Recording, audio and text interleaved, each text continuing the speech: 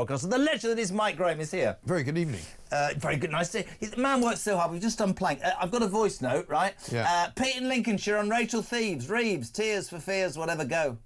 That's one reason why Starmer has made the statement that Rachel Reeves is going nowhere. He needs a political scapegoat. The longer she's there, the less it takes off of him, or should I say puts on him.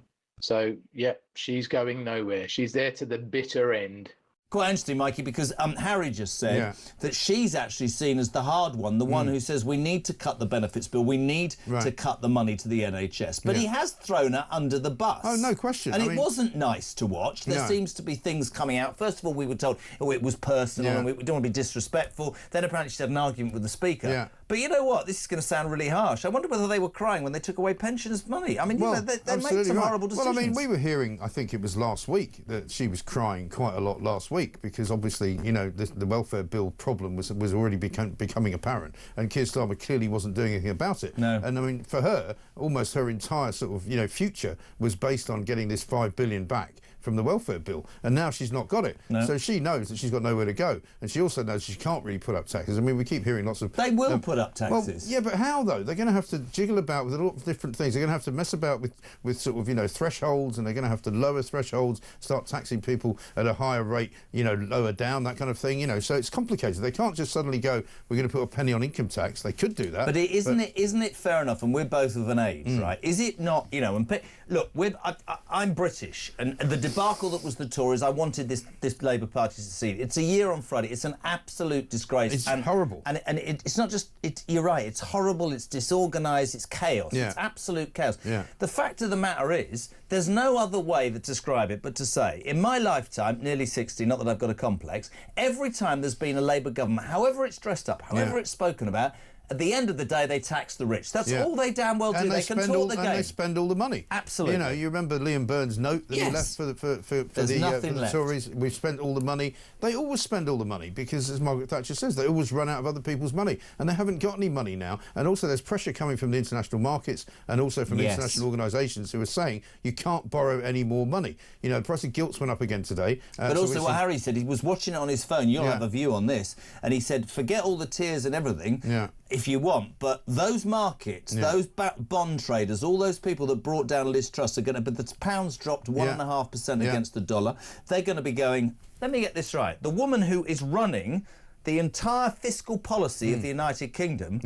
is crying on live television. Exactly. And I'm not being disrespectful to her by saying that, but that's a fact. They're going to go, what does that do for markets? Look. I mean, it's not a great look. And it's beginning to look more and more like she's not crying as a result of something that may have happened outside of politics. It looks as though, as you watch it, because I just was doing that, which I hadn't seen, obviously, until just recently. But if you look at this, there's a sequence of events, and she cries more at certain points, depending on what's being said. And you can see that people are sort of tapping her on the back and asking her if she's all right. At one point, near the end, she's practically sobbing. When Keir Starmer's asked directly, will she be in the job, you know, at the next election? And he doesn't actually answer the question. And last time he was asked that, he said she would be, and that he had absolute confidence in her. This time he didn't. Well, he left the Commons, then Harry was telling us, it's extraordinary. Number 10 then released a statement saying it was a personal thing. Then they released one saying, we have confidence in her.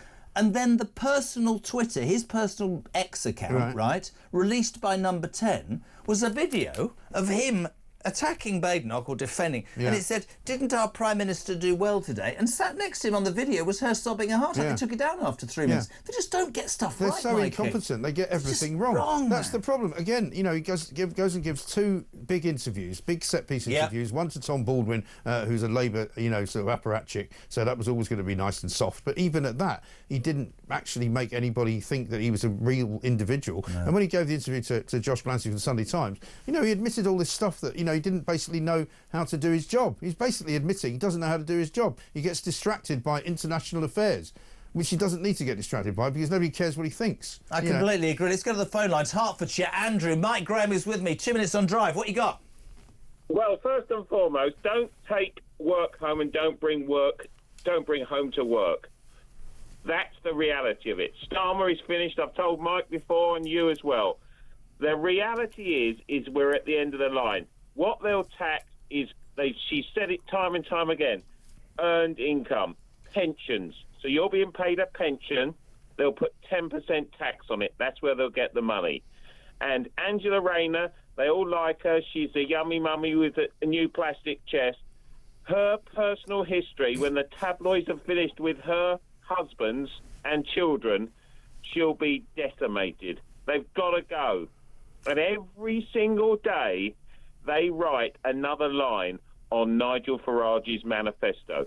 It's a very interesting point. What do you make of Andrew Hertfordshire? He's right, isn't he? I think he is right. Well, I've maintained this. Lots of people have said I'm mad, crazy, doesn't happen. I've maintained for a very long time, since the beginning, really, since they were in, something's wrong with Keir Starmer, something's wrong with this whole Labour project. It doesn't... There is a project, It doesn't add up. They don't have a plan. How can you have 14 years of planning to come in, to even say, we keep replaying the clip in the mornings, you know, he said, if we should be fortunate enough to take win the election, it will be a government of service. We are prepared in every department. He said they were prepared. He said they had a plan. They had no plan. Even the woman, Sue Gray, who was supposed to run the first 100 days, didn't last 100 days. No. She was out at day 93. And you go, well, for heaven's sake, if she didn't even have the plan, and she's meant to be the one with the plan, now they've got old Morgan McSweeney, who's supposed to be, you know, the genius of I think he's fallen out. Well, they've all fallen out with Starmer because clearly he's just not any good at what he's doing. I don't think he listens. But let's talk about the main thing that Harry Cole said, because I want MG's legendary response to this.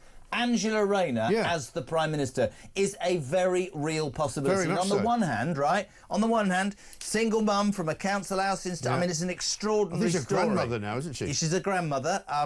Yes, but I mean, this is a woman whose workers' rights bill, as Harry just said, is stripping employers of every feasible chance to make any money. They will love that. The unions love her. The Labour MPs just want to save their seats. The membership, she's always top of the pile in terms of that. Angela Rayner could be the next Prime Minister, and we thought with the Boris debacle, and then with Liz Truss, and then with Rishi Sunak, this is on a par, if not worse, and that's not me being biased when I say that. Yeah, well, I've got a piece in the paper tomorrow in which I say... Which newspaper? It'll be in The Sun. In The Sun, of course, ladies and gentlemen. And I'm basically saying that, you know, it was all supposed to be nothing to do with personal psychodrama. It was all supposed to be business. It was all supposed to be no personalities. It was all meant to be professional. Politics. Grown up, those were their words. Yep. The grown-ups are taking control. And they've been very far from grown up. They've had one scandal after another. You know, we forget about all the things that have happened in the year that they've been in. Lord Alley, you know, the glasses, the suits, the flat in New York where Angela Rayner went and spent time with a lover of the day. The £70 million penthouse in Covent Garden that the Prime Minister stays in. Apparently the Prime Minister stayed there because his son needed to do his work for his O-levels. And then it turned out they'd used it as a video studio, as if he was sitting at home making videos.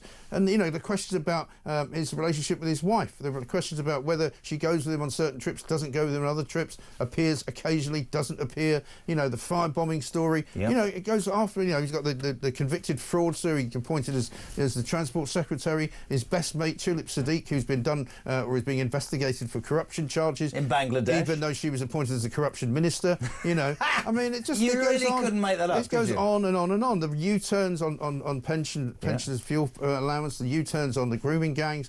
It doesn't stop. There's been not 1 week has gone by when it hasn't been a complete and utter disaster.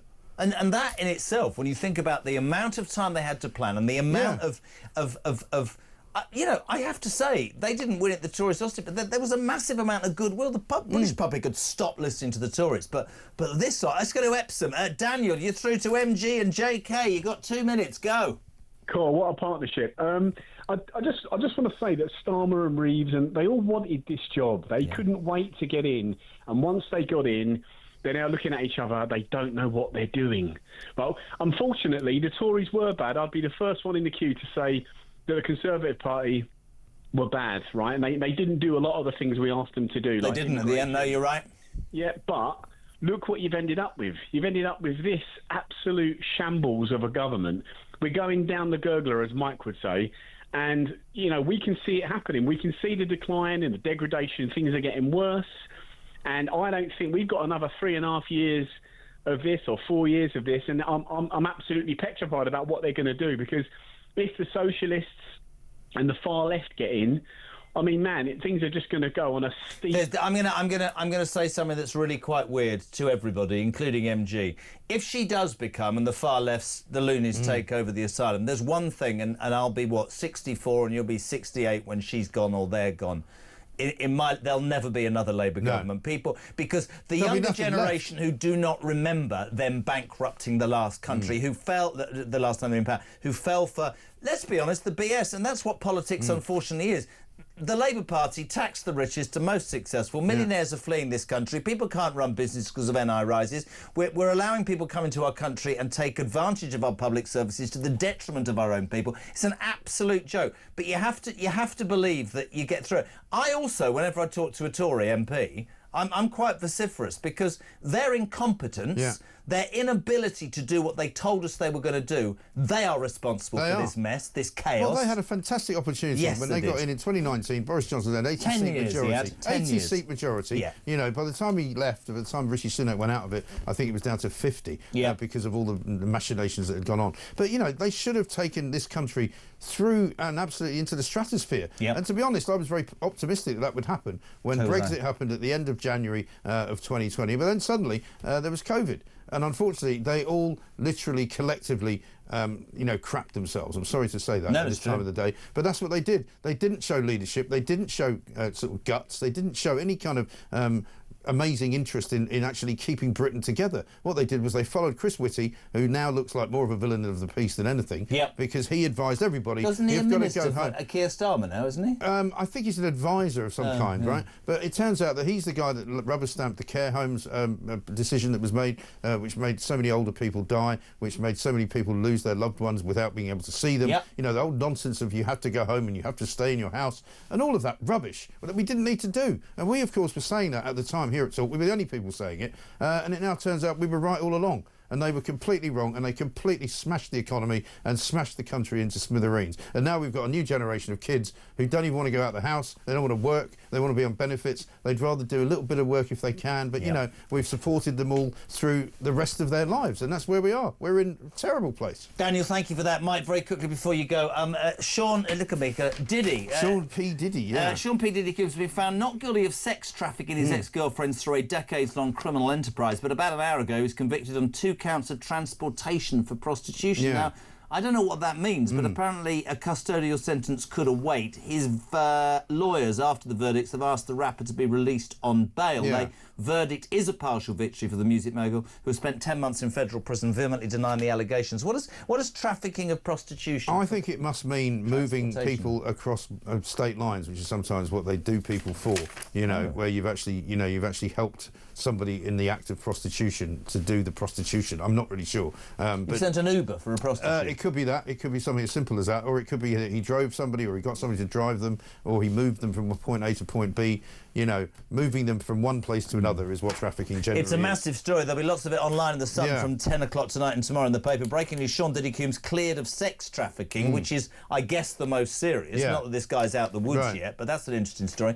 Breakfast tomorrow morning, anything we can expect apart from your usual brilliant? Yes, I don't know, as ever. I mean, I'm not really sure. But, I mean, as we're building up, though, of course, to our big special that's going out on Friday night, 9 o'clock, which is A Year of Chaos. I mean, somebody said as a joke earlier on today on my show, you shot that too early. You know, we've got 3 days to go. There's a year of chaos. That's why and how little did we know that this was going to be the worst week ever. That's why I'm not on it.